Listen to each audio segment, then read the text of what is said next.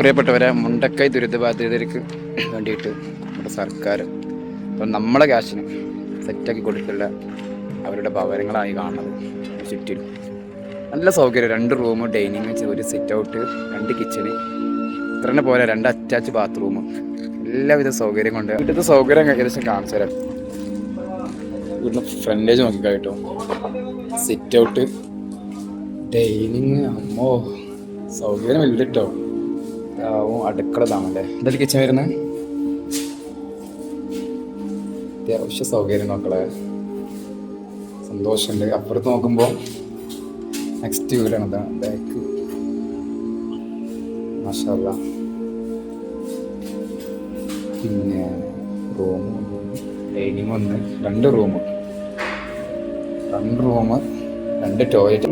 മീതൊക്കെ ഒന്നുമില്ലല്ലോ. ഇവിടെ കഴിഞ്ഞിട്ടോ. ഇതാണ്, ഇത്രയും സൗകര്യങ്ങളാണ്, ഇതെല്ലാം ആനുകൂല്യങ്ങളല്ലേ. അതിന് സന്തോഷമുണ്ട്. കണ്ടപ്പോൾ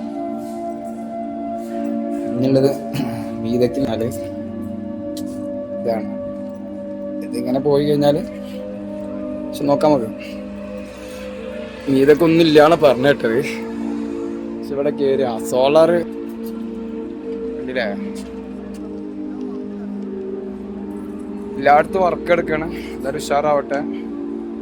എല്ലാ സൗകര്യവും രണ്ട് രീതിയിൽ സന്തോഷമുണ്ട്. മുണ്ടക്കൈ ആളുകൾക്ക് ഇങ്ങനെങ്കിലും കൊടുക്കാൻ കഴിഞ്ഞല്ലോ, അതിൽ സന്തോഷമുണ്ട്.